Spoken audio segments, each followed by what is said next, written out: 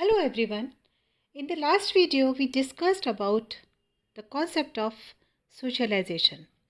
समाजीकरण की अवधारणा के बारे में हमने जाना और ये जाना कि एक बालक जब जन्म लेता है तो उसमें किसी भी तरीके का कोई सामाजिक लक्षण नहीं दिखाई देता है, but with the lapse of time वो वहाँ के अनुरूप अपना व्यवहार करने लगता है.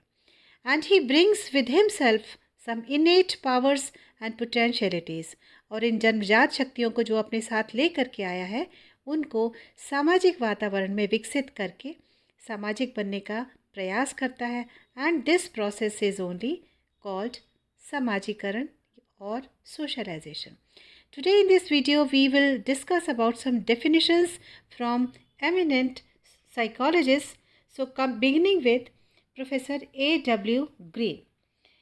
According to A.W. Green, लोक सम्मत व्यवहारों को सीखने की प्रक्रिया का नाम समाजीकरण है. एक बालक जब इस संसार में आता है तो जैसे मैंने पहले बताया कि उस समाज के वातावरण को वो देखता है, ऑब्ज़र्व करता है और वहाँ से बहुत कुछ वो सीखता है.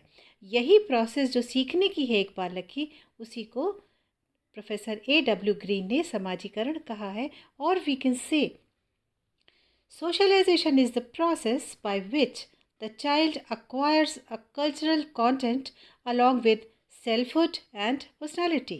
मीन्स ऑब्जर्व करके, लर्न करके वो अपना एक पर्सनालिटी बनाता है. Now coming to Kimball young.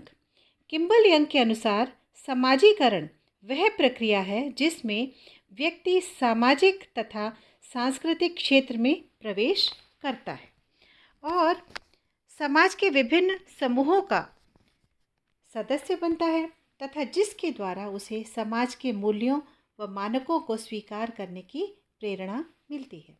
Miss Kimbal young कहते हैं कि दिस इज़ अ प्रोसेस जिसमें कि एक कल्चरल और सोशल फील्ड में एक बालक प्रवेश करता है और उसके विभिन्न समूह का, विभिन्न ग्रुप्स का मेंबर बनता है और जिसके द्वारा वो समाज के जितने भी मूल्य हैं, वैल्यूज़ हैं और जितने भी नॉर्म्स हैं उनको स्वीकार करता है. उसका एक पार्ट बन करके उस बनने की उसको एक इंस्पिरेशन मिलती है. Now coming to Trevor.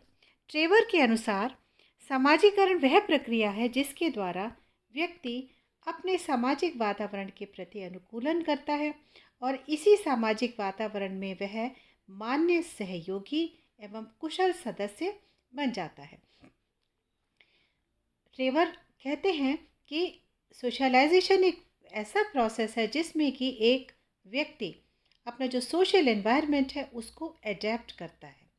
He gets adapted to his social environment और इसी सोशल एनवायरनमेंट में वह मान्य सहयोगी और कुशल सदस्य बन जाता है. वो वहाँ के सभी नॉर्म्स, रूल्स एंड रेगुलेशंस को फॉलो करके and he tries to be a part of that society. ये ट्रेवर कहते हैं. फिशर के अनुसार समाजीकरण वह प्रक्रिया है जिसके द्वारा व्यक्ति सामाजिक व्यवहारों को सिखाता है या सीखता है और उनमें अनुकूलन करना सीखता है. तो ये भी ट्रेवर के द्वारा दी गई कोट के ही समान है. फिशर ने भी यही कहा है कि समाजीकरण एक ऐसा प्रोसेस है, ऐसी प्रक्रिया है जिसके द्वारा व्यक्ति सामाजिक व्यवहारों को सीखता है और उनमें अनुकूलन करना वो लर्न करता है और वो जैसा देखता है वैसा ही करके वो उसके सोसाइटी का पार्ट बन के सोशल बनने की कोशिश करता है. न्यूमेयर के अनुसार एक व्यक्ति के सामाजिक प्राणी के रूप में परिवर्तित होने की प्रक्रिया समाजीकरण कहलाती है. न्यूमेयर कहते हैं कि एक व्यक्ति जो है वो सोसाइटी में आ करके अपने आप को एक सामाजिक रूप में परिवर्तित होने की प्रक्रिया में वो ढल जाता है और यही प्रक्रिया या प्रोसेस को हम सोशलाइजेशन कहते हैं. मीन्स वो परिवर्तित होता है.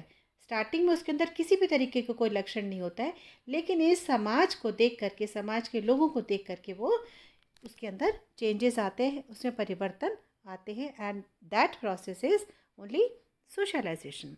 नाउ रॉस के अनुसार समाजीकरण से व्यक्तियों में सहयोग की भावना तथा क्षमता का विकास और सामूहिक रूप से कार्य करने की इच्छा निहित होती है। समाजीकरण से मीन्स सोशलाइजेशन से एक व्यक्ति में एक कोऑपरेशन की फीलिंग डेवलप होती है, उसकी क्षमता का, उसकी कैपेबिलिटी कैपेसिटीज़ में विकास होता है और सामूहिक रूप से वो एक कार्य करने की इच्छा उसके अंदर डेवलप होती है। ये कहा है रॉस ने।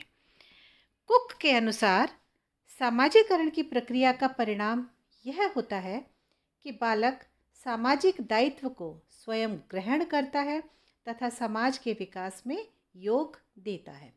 मीन्स कुक के अकॉर्डिंग समाजीकरण की प्रक्रिया के रिजल्ट ये होता है कि एक बालक जो है वो समझता है कि उसकी एक सोशल रिस्पॉन्सिबिलिटीज़ क्या है, उसको क्या चीज़ करनी है, what are the dos and don'ts.